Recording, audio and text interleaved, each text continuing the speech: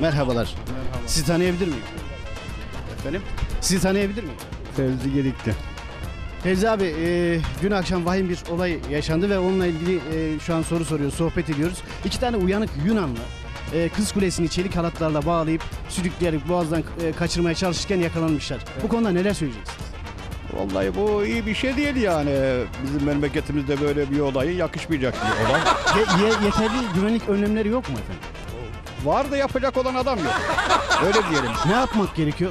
Çaresine bakacaksın, ne yapmak gerekiyor. Bunun bir çaresi vardır yani. Şimdi adam gelmiş senin evini basmış. Yatağında Kız sana Kulesi'ni efendim sürükleye getiriyor. Seni de ayağına mesele getiriyor ve seni sürükleye getiriyor yani. Bu uygun bir şey mi? gördünüz efendim. Gerçekten de öyle. Güvenlik önlemlerinin kesinlikle yetersiz olduğundan hep bahsediyoruz ama bunu bir türlü kimselere anlatamadık. İşte olayın vahameti gerçekten büyük. Biz burada Eminönü'ndeki turumuz devam ediyor. Soruyoruz, vatandaşlara soruyoruz. Yanımızda genç bir beyin var. Biliyorum ki bu konuda o da gerekli analizleri yapacaktır. Çünkü taptaze bir beyin efendim. Seni tanıyabilir miyiz? İbrahim Aksoy. İbrahim'cim, ne iş yapıyorsun? Öğrencisin herhalde. Lise bitti, eczacılık yapıyorum. Eczacılık, oh ne güzel. Evet. Dün vahim bir olay gerçekleşti. Kız Kulesi'ni iki uyanık Yunanlı çelik halatlarla bağlayıp boğazın serin sularından kaçırmaya çalışırken yakalandılar. Ne diyeceksin? Vallahi ne diyeceğim ki? Güvenlik önlemleri mi yetersiz? Neden böyle şeyler yaşanıyor? Vallahi bilmiyorum. Yani rezalet. Ne yapmak gerekiyor? Yani Yunanlıları sokmayacaksın. En iyisi.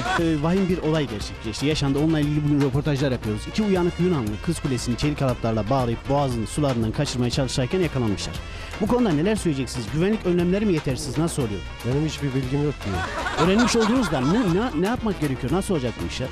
Ya bir şey olmaz, ne olacak? Türkiye hiçbir şey olmaz. Ama efendim yani kala bir Kız Kulesi kaldı. Onu da sürükleyerek kaçırmaya çalışıyor. Türkiye burada şeye kapılmayacak yani, hiçbir şey olmaz. Yani. Peki ne yapmak lazım? Ne yapmak lazım? Yani istihbaratımızı, emniyetimizi, işte şeyimizi sağlayacağız yani, başka bir şey yok. Mücadele edeceğiz. Önlem alacağız diyor. Önlem alacağız ya. Kız Kulesi de kaldı ki İstanbul'un mesela çok böyle belirgin özelliği olan yerlerinden bir tanesi değil mi? Kız Kulesi'nin nerede olduğunu da bilmiyorum. Hani suyun içerisinde Kız Kulesi var ya, kocaman. Vallahi hiç bilgim yok. Hiç görmedin mi? Yok, görmedim.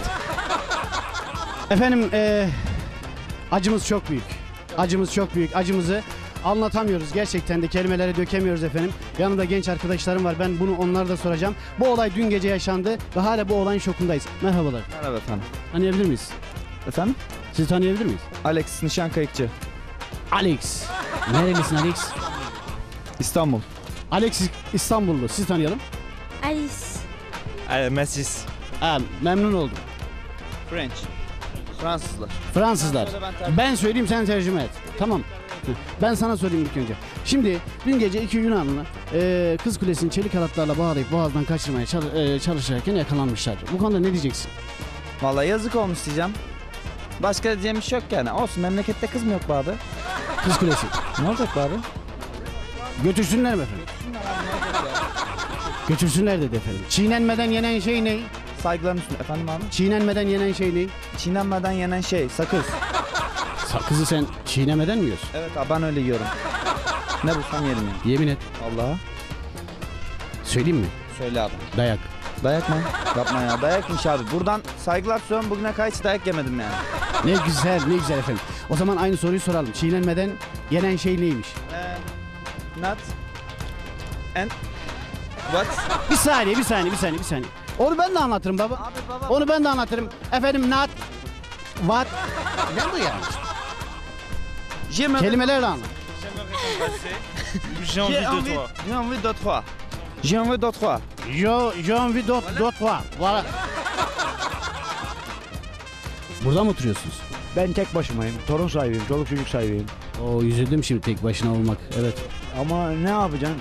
Şimdi Adapazarı'nda olsam ben fındıkçıyım. Fındıklıkta çalışamıyorsun. Kar var. Çalışsan da fındık para yapmıyor. Peki isminiz neydi? Murat Serhoş. Murat Bey, bir şey soracağım size. Ben dün gece yaşanan olayla ilgili size sormak istiyorum onu da. Kız Kulesi'ni çelik halatlarla bağlayıp kaçırmaya çalışan iki tane Yunanlı yakalandı Boğaz'da. Bunlara ne diyeceksiniz? Bu güvenlik önlemleri alınmıyor mu efendim? Valla bu hükümet her şey yapıyor. Güvenlik önlemleri yetersiz mi sizce? Çok yetersiz.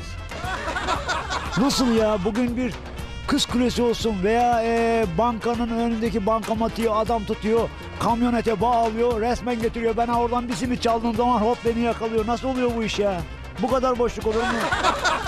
Yani bu olay hakkında bir şeyler söyler misiniz? Vallahi olay hakkında ne söyleyeyim? Göz görüyor işte. Daha başka bir şeye gerek yok yani. Hiçbir şeye gerek yok. Gözler görüyor. Ben bir simit çalayım. Adam geliyor çelik halatla bağlıyor, sürükleyerek götürmeye çalışıyor. Sen yerinde oturuyorsun. Şimdi bunda ben mesela şu kamerayı buradan nasıl çalabilirim? İkinizin haberi olmadan ben bunu çalamam. Demek ki büyük yetkililerin haberi var. Kız Kulesi'ni kaçırma olayından haberler var mıdır diyorsunuz? %100 vardır. Var mı böyle bir şey? Ben semtine yanaşamam bunu ya. Gördünüz mü efendim? Gördünüz mü neler işliyoruz. Gerçekten de hak vermemek elde değil efendim. Çok teşekkür ederiz. Ben teşekkür ederim. Seyrine gerçekten doyum olmuyor. Merhabalar. Merhaba, Sizi tanıyabilir miyim? Duygu Akarslan. Siz? Meral Akarslan. Şöyle kameramız sizi bir görsün. Hı. Meral ve Duygu buradalar. Ben onlara soracağım dün yaşanan olayın vahametini soracağım. Bakalım onlar bana neler söyleyecekler. Efendim dün iki uyanık Yunanlı Kız Kulesi'ni çelik halatlarla bağlayıp boğazın sularından sürükleyerek kaçırmaya çalışırken yakalandılar. Güvenlik önlemlerinin yetersiz olduğundan bahsediliyor. Bu konuda ne söyleyeceksiniz? Yani çok zekilermiş. Bunu söylemek istiyorum. Niye oluyor bu olaylar? Sebebi ne bunun? Türkiye bildiğimiz gibi gariplikler ülkesi. Yani çok şaşırmadım. Mesela demin arkadaşım biri dedi ki ya bankamatiğin dedi şeyini tutuyorlar dedi, kamyona yükleyip getiriyorlar. Öbürü bilmem neyi götürüyor dedi. Yani götürsünler, nasıl olacak bu iş? Ne olacak? Hacivat'ta Karagöz'ü aldılar. Rakıya sahip çıktılar. Ne olacak? Bu Yunanlılarda çektiğimiz ne ya? İşimiz zor. Vallahi adamlar haklılar. Yapıyorlar, alıyorlar. Sahip çıkmamız lazım. Sahip çıkmıyoruz. Peki efendim buradan yetkililere söyler misiniz lütfen sahip çıkın diye? Sevgili yetkililer, lütfen sahip çıkın değerlerimize. Merhabalar.